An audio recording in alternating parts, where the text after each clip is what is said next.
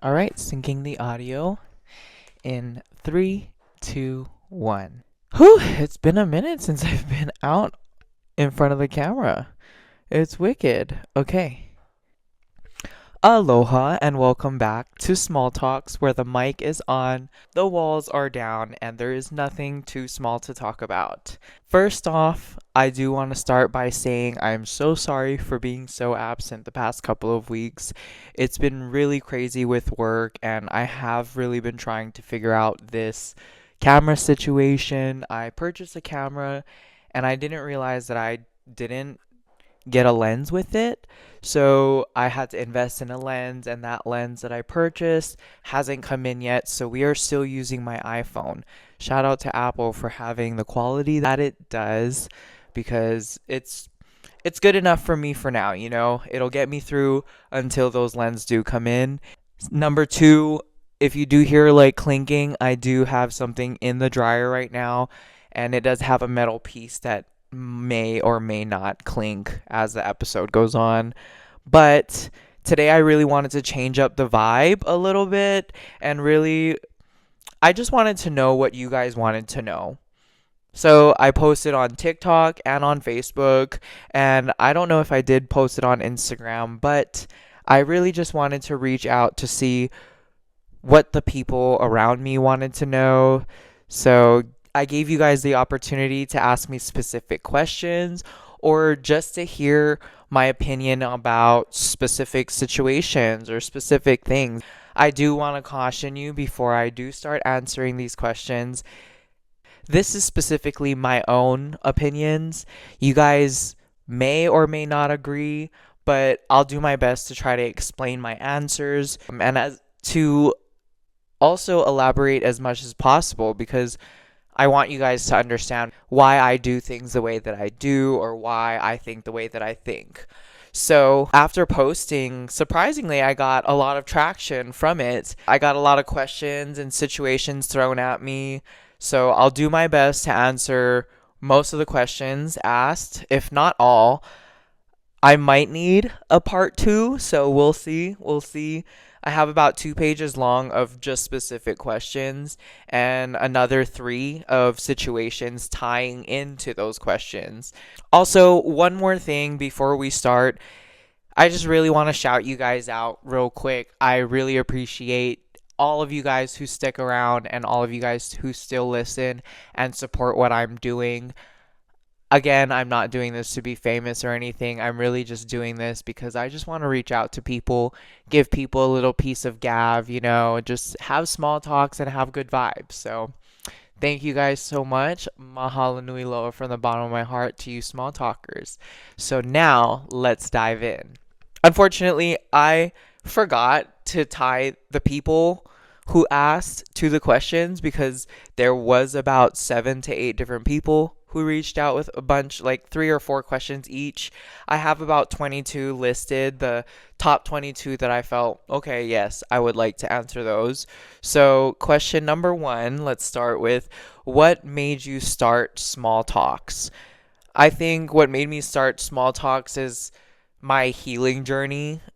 I think when I first started this a few weeks ago, I was at a place where I was in a good place mentally, but I wanted something to keep me accountable.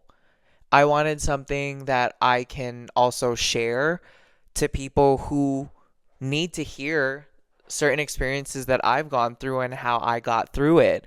So, really, just to do what I feel I'm put on earth to do, and that's to help people with my experiences and with my knowledge or however I could. I just love to help people and to have a good time and to also just learn how to truly speak my truth in the most respectful way possible. And it's really fun also to just sit down and talk, and if not by myself, with someone with me, you know, to have a guest with me is just, it just makes it so much more fun. But essentially, small talks is just a space that I wanted to create that was healthy and positive for not just myself, but others as well. Number two, what's your favorite episode you've recorded so far? Oh, I think I have two that are almost equal to each other. The first couple of episodes, of course, I enjoyed the most because it was just me getting my feet wet, dipping my toes into something new. And those were just really exciting and the most exciting for me. But my two favorite episodes that I've recorded so far, one is actually out, and another one, it's in development, if I could say. The first one is Grace. She is one of my episodes. I couldn't tell you what number. Let's see. I can actually find this out. So, episode 5 with Grace, called Horizons. It's when we talked about traveling and how we became friends and the most fun moments that we had together. So, that was really fun because, again, that interaction between two human beings is just it just means so much to me. Even the smallest conversations, but that's also why it's called Small Talks. The second favorite episode for me would be with Anthony. Anthony is someone that when me and him start talking, we just don't stop. Mostly if it's something that we find very interesting or something that we have similar opinions on or even different opinions. We have this connection, and I really appreciate him. He accepts me for who I am, really, and he always just encourages the best for me. So I can't wait for you guys to see Anthony's episode that comes out very soon. The only reason why that you guys haven't seen him just yet on this podcast is because the first episode that we recorded, it was awesome, but it just didn't work out, editing wise and topic wise. It was just not exactly where we wanted it to be, and we just both have been so busy with new schedules and different things coming up at work and even personal life. We've just been really busy, so we're looking forward to re-recording that episode and getting it out for you guys. Number 3, if someone could take something from Small Talks, what would it be? I think that one thing that I would like everyone to take from this podcast is to live your life with aloha in any way that you could. And that just means having gratitude for the things that you have, trying to share love every way that you could, but also staying true to yourself and really just living a positive lifestyle as much as you can. I know that it can be really hard. The world is a really tough place to be in right now. And not just right now, but just in general.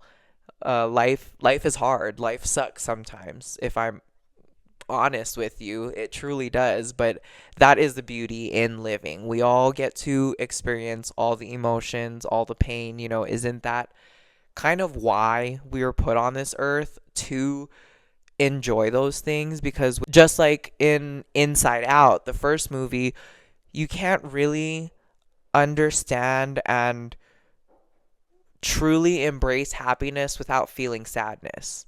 You can't understand that. It ties in together really well. And again, going back to it, just live your life with aloha. And yeah, that is something that I want to share everywhere that I go. When I lived in Hawaii, sharing aloha. When I went to Kentucky, just educating the people around me, the friends, the staff, what aloha is. And when I was in Washington, same thing. And even out here in Florida, I try my best to just do my best to share aloha. And again, guys, Gavin is not perfect. There are people who he dislikes and who he likes. And remember, only God can judge. But that brings me to question number 4. What keeps you motivated when things get heavy? Whew. Let's see here. What keeps Gavin motivated when things get heavy? I think myself, really. Just thinking back to all the things that I've been through, I think I do remember clearly what feeling the lowest I've ever felt before. And that's obviously never a feeling that anyone should feel, but I understand it. And comparing that lowest low to the situation that's making me feel whatever, that's bringing me down at that moment, does this actually even compare to that lowest low? And I also just think, why is it hitting me so bad? Why is it making me feel like this? So I do a lot of reflection, and I always realize the things that I can control and the things that I can't. Because when I really, really think about the things that I can control, that is what I take grip of. That is what I take over, and that's what I focus on. Because what I can't control, period, I cannot control. Why am I going to try to change circumstances that I know I can't? So why stress myself over that and just take the wheel of what I can and let God take the rest, or the universe, or whatever you guys believe in. Just let it happen. And I think just thinking about how I got out of a lot of situations, I just try to find that motivation, if it's friends or family or work, or even just the fact that I have a place to live in, I have a car, I have a good paying job, I like the job that I do. And yeah, I guess that's basically how I keep myself motivated when things are heavy. And another thing is, I let that heaviness sit. I do. I let myself feel what I feel, because sometimes going through those emotions is the best way to get through them, at least for me. Some people, if it's easier and healthier for you guys to just mask it or suck it up or keep it going, so be it. But for me, I do like to sit in that uncomfortable feeling before stepping out of it, because again, without experiencing that, I can't really enjoy what I actually enjoy. So yeah, number 5 is a funny one. It's, how do you jump so high when you play volleyball? And my biggest secret to jumping high in volleyball is passion. Volleyball is something that I take to every state that I'm in, and I'll say this a million times over. I'll be a broken record for it. It's something that I actually find pride in. It's something that I will always have a part of me. Volleyball has the most precious moments in my life, and I guess the motivation of people who doubt that I can play front row or that I'll be good at front row, that's what makes me jump high. And one of my high school coaches, even my middle school coach, Miss Hill, always going to shout you out because I remember she gave it to me because I didn't shout her out. But anyways, those coaches told me, when you get set, go up there and give it to that ball every single time. Whether if it's crushing that ball angle, going down the line, cutting it short, rolling the ball, tipping the ball, hard tipping the ball, whatever it is, go up there and make a kill in however way that you can. And that just made me want to go get it. And I do no specific leg training, I promise, guys. Maybe it was the conditioning that Kumu Mahilona did with us at Nanakuli Beach Park every year, running in the sand. Living in Hawaii is a blessing, because I feel like they develop a lot of very good defensive players, and I'm just so blessed to have lived out there. And I think jumping high in volleyball is, it all has to do with your passion, your athleticism, your how you see the game. So if you just work hard and you really just strive for that greatness, I think you can jump just as high. And again, this is not me tooting any horns. These are real questions from real people, okay? I don't think that I jump high at all. I think I just am passionate, and I jump above average, yes, but I wouldn't say it's high or anything. If you guys want to see, I do have another YouTube channel. It's my personal one, and that has a bunch of just really random stuff all over. It has many years of me playing volleyball from my first game in middle school till throughout high school and couple games in college and all throughout all the states. You can see it. It's if you look up my name, Gavin James Ndaya, or it's called Kapolei for Life, LOL. I made this a long time ago, guys, but it's KAPOLEI, the number 4 LIFE, and you could see me playing volleyball. Or you can go on my Instagram or even TikTok, whatever. But getting sidetracked, back to seriousness, to question number 6. How do you deal with being stuck? I don't. I don't deal with being stuck good at all. I suck at it. My toxic cycle has always been to get up and go. And I think for me now, I think it's doing what I do with every other emotion, just really trying to realize that I'm stuck and why I feel stuck and how I can change it and how I can make myself more comfortable. So, yeah, the best thing I could say for question number 6, feeling stuck, is just reflection, because honestly, when I feel stuck and I make my mind up, I get up and think about what's next. But I don't want to feel like I'm running away from anything anymore. So now I just really want to learn how to stick it out and just go with the flow, take it as it is, and just make it as good as I can. Take control of what I can. Like I said in whichever question before this. But number 7, this is a funny one to me at least, but it says, how do you speak so confidently, and what tips would you share for finding your voice? I appreciate whoever asked this question because I do feel that I have a way of speaking with people, and I think that confidence to you guys is connection for me. Whenever I talk to people, it's me really finding that connection between me and them, whether if it's that they visited Hawaii before or that they love to be outside or even their favorite Chick-fil-A sauce at work, I just try to think of what they would like and suggest something, and sometimes that sparks up a conversation, or even just, hey, I see you around very often and I couldn't remember your name, so here's me formally asking so I can remember. And then every time I see them, hey, what's up? And whenever they come around again, it's like, hey, what's up, Jonathan? It's good to see you again. What could I get for you? And, just creating that, or even at volleyball, just connecting with, hey, so how long have you been playing? How long have you lived in this area? Whatever it is, really. And it takes a lot of practice.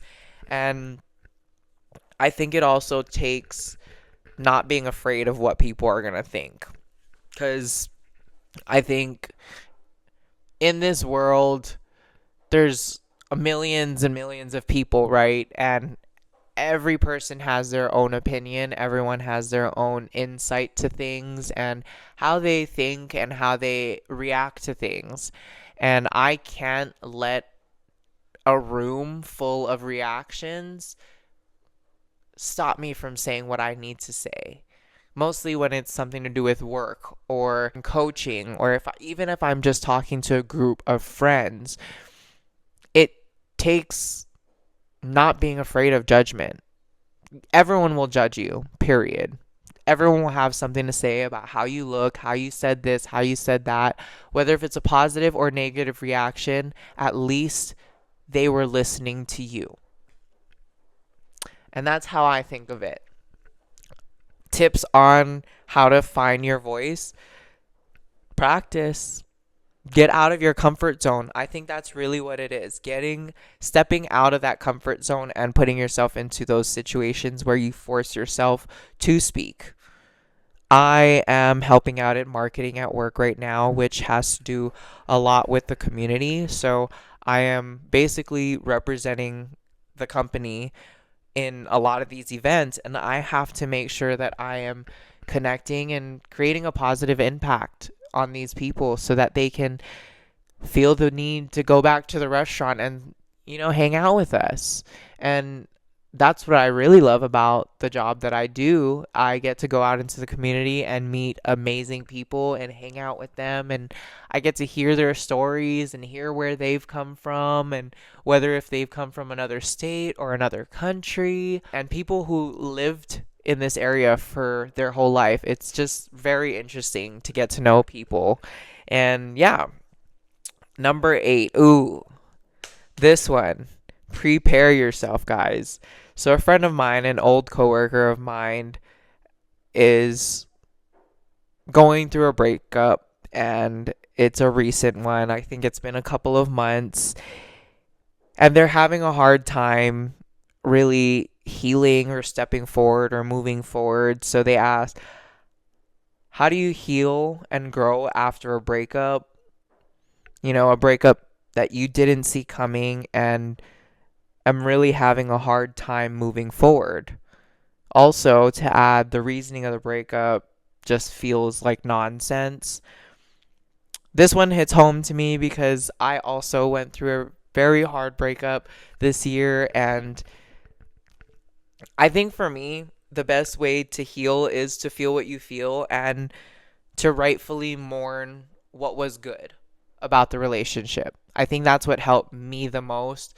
Feeling it all and just knowing that life keeps going. I know how it is to start to infuse your lives together. You know, you think that this relationship is going to be that last one that's going to go on for however long you think, whether if you thought it was marriage or even just like a little short term thing, whatever it could be. But for me, I got comfortable and I started living a life depending on that person.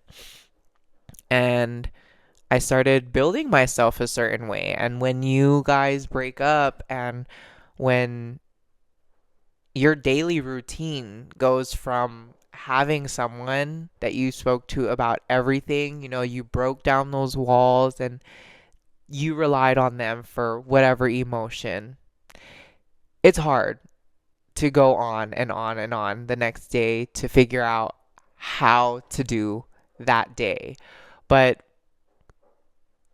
it's gonna be okay. I know it's so annoying to hear that, but that person is not what made you special, and you've lived a life before that person. And now you have a whole life ahead of you to experience whatever you want to experience. Holding on to the beautiful moments is it's helpful for me because for me, this person was probably the closest thing I could call to the love of my life. This person really impacted me and they really showed me what I want in a relationship and what I don't want in a relationship, what I need and what I don't need, and again, just figuring out life without that person. It's really tough. But I had to feed myself that I believe that the next thing that's going to happen to me is going to be for the better. Whatever happened at the end, I'm sorry that it happened the way that it did. If it hurt or if it didn't, I'm sorry. But God has a plan for what's coming next. And if you don't believe in God or it's the universe or Buddhism or whatever it is, it's gonna get better, as cheesy as it sounds. And honestly, the breakup did something for me that I never thought it would, and it really woke me up to really loving myself. It taught me that I cannot give my 100% self to someone else if I can't even give it to me. How can I treat someone with such grace and not even treat myself that way? And so I went on a journey and I've found peace, really, just figuring out who Gavin is. And standing strong on my boundaries and my beliefs. Because one thing now that I've learned from that relationship is that I need to believe in myself and have the confidence I had in that relationship on my own. Because I told him, when I was with you, I felt like no one can touch me. I felt so special. I felt like, yep, you can't touch this. And he even told me, why don't you feel like that already? Because you are such an amazing person. And at that time, I was like, bull crap. You just saying all this stuff because you just broke up with me and you want to be nice. When I really, really thought about all the things he was saying at that time, without the anger clouding my judgment, I did realize that he was right. I am freaking awesome. And that's how you have to think about yourself to move forward. Figure out what you like to do, whatever your name is. James, what does James like to do? What does Chelsea like to do? What does Kelsey like to do? What does Noah like to do? And then once you figure what you like to do, do it. Figure it out. Find out how you're going to do what you find joy in. Period. It's as easy as that. So, to that person who asked this question, I hope that sharing my experience with my recent breakup helped you. You're going to be okay. It's all about you at this point. At the end of the day, you have you, and respectfully so. Don't be selfish, but you are what's most important at the end of the day. And people with kids, of course, your kids, take care of your kids. Um, Number 9. Let's it goes back to funny. Let's change up the vibe a little bit. But number 9 says, "What's your go-to Chick-fil-A order?" For breakfast, my go-to order is a grilled bowl with a spicy filet added to it and some extra cheese. And I try to get a hash brown or a fruit cup, but lately I have been getting the new Chick-fil-A flavored chips, one of my faves. For lunch, it's definitely right now a pretzel cheddar club with a grilled filet or an original filet. That's the best. Or without that seasonal item, it is the spicy deluxe. Period. I like my spicy. I don't know. It just gives me a little bit more flavor or like spicy flavor. It just gives it a little bit more flavor for me. Number 10. What's your favorite Hawaiian word or phrase and why? Okay, this one I thought about it and I can't really tell you exactly which one is my favorite, but I have 3 that I use the most that I believe are my favorite. Number 1, pauhana, or just pau. Pauhana, or just pau. Pauhana or pau means done with work, or are you done? I'll go up to my coworkers and I'll be like, are you guys pau with cleaning up the shed, or are you pauhana for the day? And that just means, are you done with work, or are you done? When I was a kid in Hawaii and I was eating food, they'd be like, oh, you pau with that? I'd say, yep, or nope, still working on it. So yes, pau or pauhana, number 1. Number 2, it's a phrase and it's ahui ho. You guys hear me say it all the time, and that means until we meet again. I think it is a very beautiful phrase for many, many reasons. It's not saying goodbye. It's kind of like a promise of, okay, till we meet again. So that's number 2. Number 3 is ono. Ono, O-N-O. It's just, it means delicious or yummy food. And it has everything to do with food. Every time I eat something and it tastes amazing. Oh, that was ono. Alrighty. Next question is, what's something that you've learned about yourself this year? Something that Gavin has learned about himself this year is that it is okay to say no, and it is 100% okay to put yourself before others. Before this year, I was definitely a yes guy. I thought that I stood my grounds for a lot of things, and I did. But for the most part, I always put other people's needs before mine. And like I was talking about my recent relationship, I've really learned that I need to put my needs and my wants before anything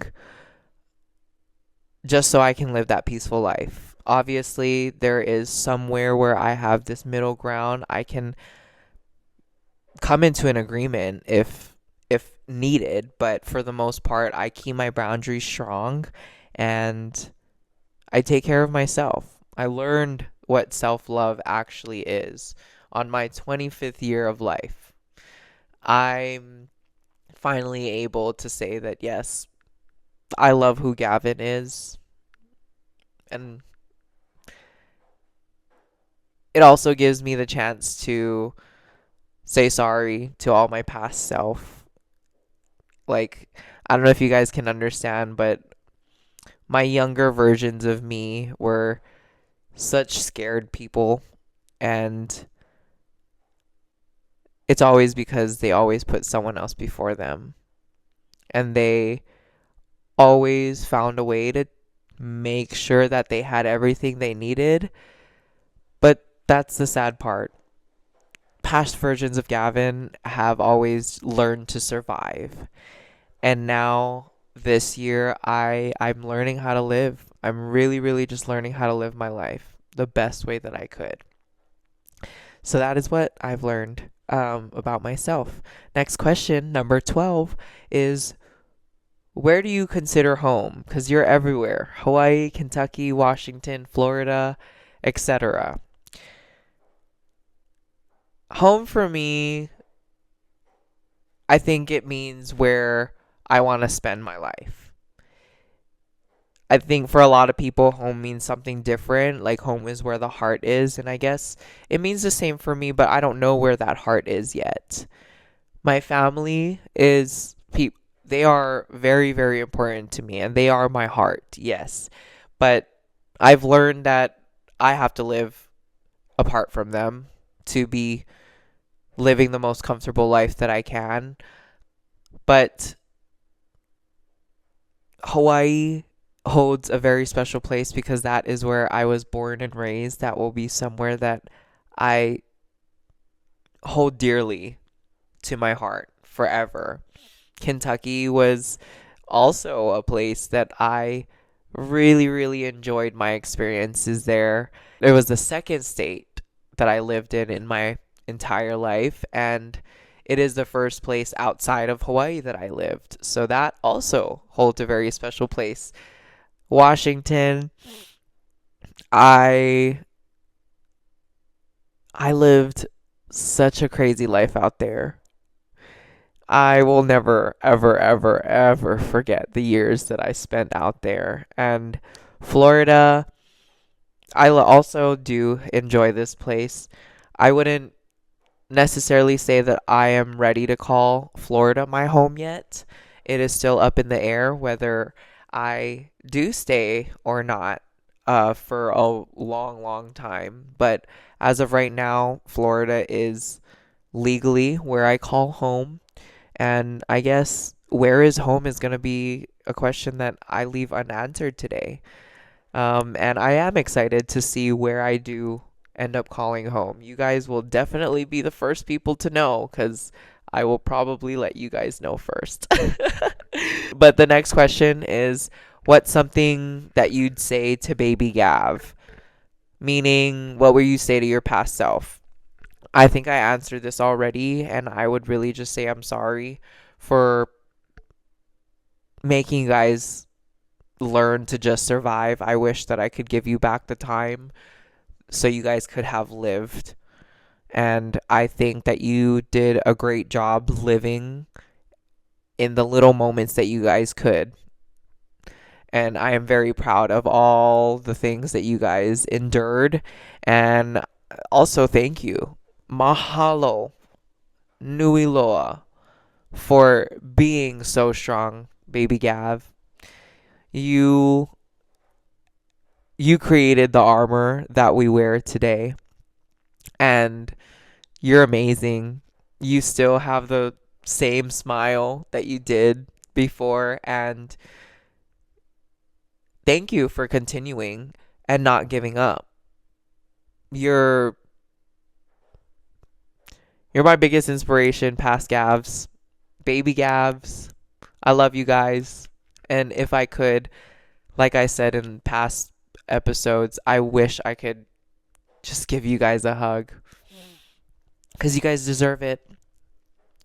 Number 14. Do you have any nicknames? So I think the most famous nickname that I have is Bubba. My Ohana, my family calls me Bubba. It came about because there was a specific restaurant, Bubba Gump, and it was based off of the movie Forrest Gump and the shrimp truck and the shrimp boat. It was specifically a shrimp themed restaurant. So it was at Ala Moana Shopping Center, and every time my mom brought me there, I loved it. I remember asking for birthdays to go there, and we'd get these lighting cups that had a little shrimp logo on it, and it would light from the bottom. It was clear, and you would get like a frozen drink inside of it or a fizzy drink inside of it. I remember. But when I was a kid, I guess every time my mom would say Bubba Gump, I would react. And then I would just, be reiterating Bubba, saying that I want to go to Bubba Gump. And it just stuck. My little sisters call me Bubba, specifically my mom. So, yes, thank you family for giving me Bubba. Another one of my favorites is Gavi Monsta. It is what my best friends Ohana called me in Hawaii for volleyball. They had all their cousins, all the guys, construction workers, construction shirts, the most Hawaiian guys ever, just lined up on our bleachers going, "Go Gavi Monsta!" And it was awesome. So that is where I got Gavi Monsta. I've been called Smalls before because of how short I am. Jamie, because my first legal name is Gavin James. So Tiffany Mook. I used to call her Mook or Mookanese, and she would call me James or Jamie. Love her, miss her. And I don't have any other nicknames that are really significant, really. Gavi, Poo, but those are things that I think you could really make any name into. Next question is question number 15. How do you rebuild trust in someone? Whew, that is a hard one. And I guess it ties into the next question, number 16. What's your perspective of forgiving someone? I think forgiveness and trust go hand in hand together. And I think when I lose trust in someone, it really takes a long time for me to forgive them. It takes a lot of rebuilding and distance. I think that's what's best for me. Keeping your distance, just let's not be in each other's face right now. I think it's most healthy for me. And I think there's definitely going back. I don't think there's never going back to building trust again. I think it takes a lot of time and really just understanding each other, what the misconnection was, why the person lied, or a lot of times I think that people don't really lie on purpose. I think they lie to cover over something, and whatever the situation is, I just would like the truth, and period. I just tell me the truth and promise that you won't lie again, because lying for me is hard. I can't keep up with my own lie. I don't have a poker face when I lie. Ask all my friends. Period. But Number 17. Why do you work so much? To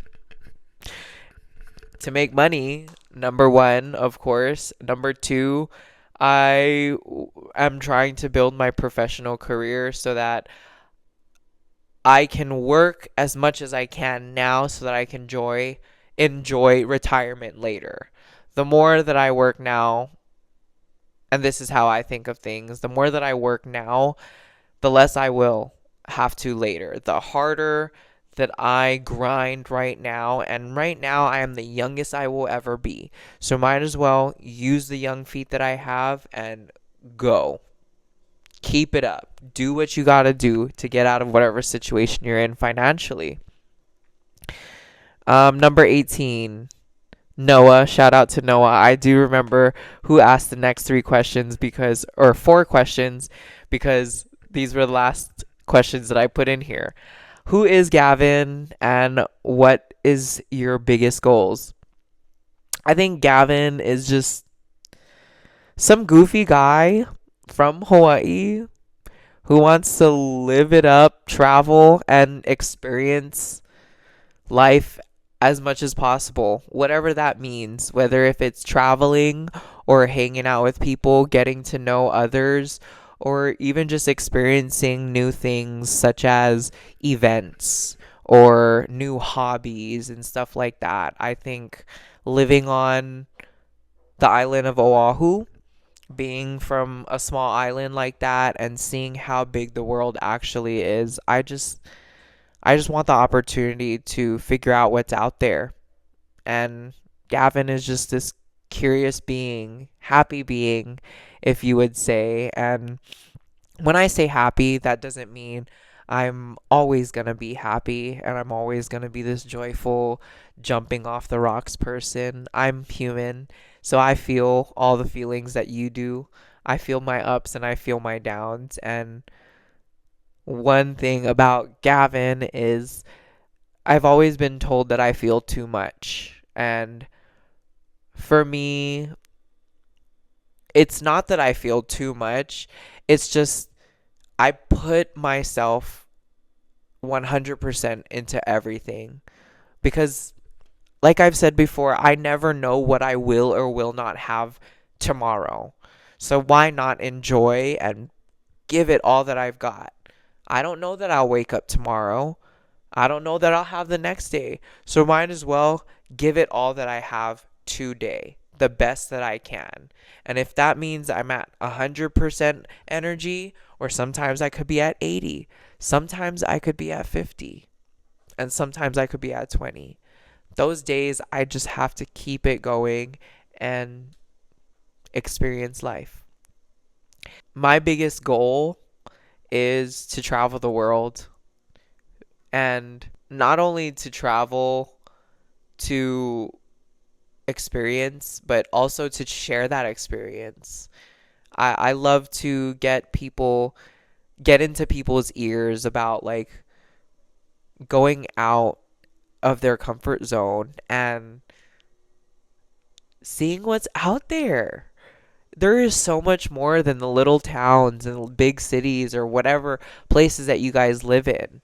There is a whole world out there. And from what I've seen, the one, two, three, four, 5 states that I've lived in, they are all so unique and beautiful in their own ways. One of my coworkers, Grace, was telling me that she really wants to travel and she has a passion for it and she just doesn't know if she wants to do it. And I told her, when you want to do it, just do it. Traveling for me, I have never regretted. There are places that, of course, I will not go back to, but I will never regret an experience.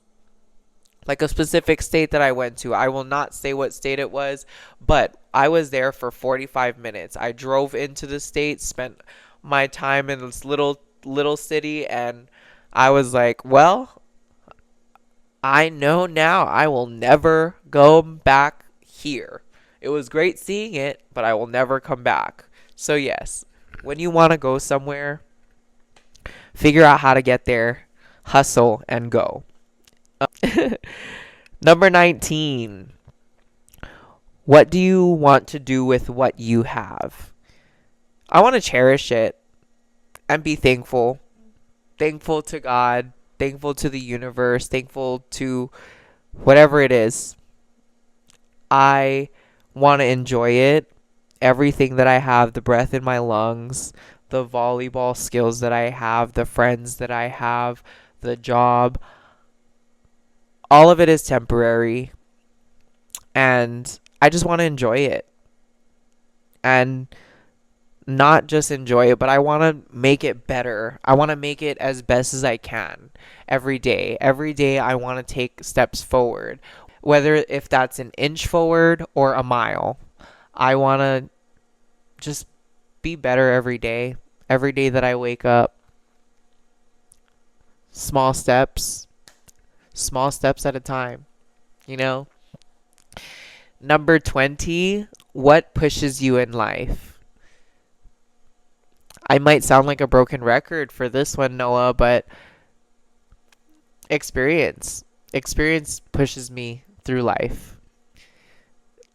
It being excited for the next thing that's happening, it is really what gets me through. I'm so excited to see what will come about for Gavin, whether if that's more money, a new place, exploring somewhere new, meeting new people, finding out another trick shot in volleyball, whatever it is. That is what pushes me. Just looking forward to and really being in the moment of things. Now I can see a little clearly through life lens, and I'm really just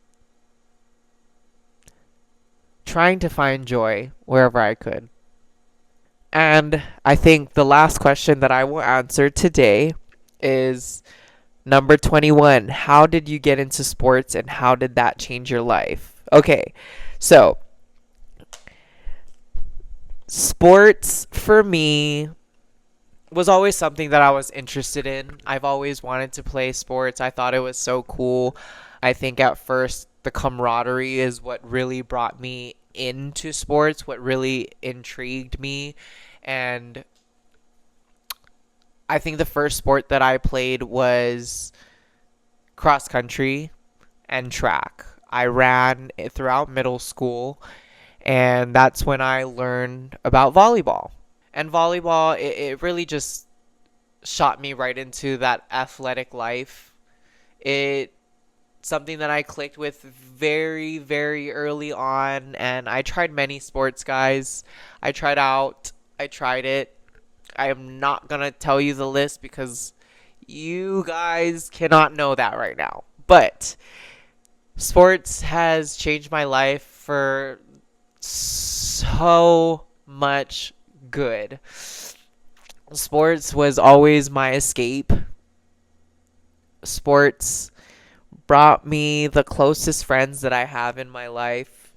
And sports brought me experiences, and it brought me to traveling, really. It helped me move towards that goal of mine of traveling and exploring and adventuring. Volleyball, I can play anywhere in the world. You can make a volleyball net and put it up anywhere. And I've met such amazing people. I've learned so many lessons, and it's probably one of the biggest blessings in my life. I am so thankful for whoever created volleyball. Thank you. Mahalo nui loa. And it keeps me going. It keeps me motivated. Sports. It keeps me connected. And it helped me get close to a lot of my family. A lot of my family members, like my dad's sister, Auntie Sheila, her and I really, really connected through that. And my grandma and grandpa, they used to take me to the University of Hawaii's volleyball games, and that's where I really fell in love with college volleyball. Um, and yeah, I think just being on a team and working with different people and seeing a lot of people's different styles and really learning from seeing other people play in whatever sport it was. In cross country, seeing how people breathe and seeing how they, what kind of stride they had and how they swung their arms, how they paced themselves through races. In volleyball, just many different techniques. I set different from a lot of people. People have, all different types of ways to do things, and that's what really keeps me interested in sports. And always just getting to see friends is always the best part too. Um, but yeah, I think that is gonna be the last question that I answered today because I think we're going into an hour of recording time. I don't know how long that will make the video, but a big shout out to all of you who participated and sent me questions and situations or whatever it was. Thank you so much. You guys really are what put together this episode today. And if you guys have anything else that you guys want to hear, my DMs and message boxes are always open for you guys. I can't show enough gratitude to those who support me. And I'm really excited to record my next episode and be back onto this small talks grind. Hope to see you guys next time. And once again, mahalo nui loa. Thank you so much from the bottom of my heart, and ahui ho. Till next time, take care. Bye, guys. Woo! These beautiful things that I've got, please stay. I want you, I need you, oh God. Don't take these beautiful things that I've got. I'm starting with the man in the mirror. I'm asking him to change his ways. And no message could have been any clearer. If you want to make the world a better place. Aloha. Love you guys. Mwah!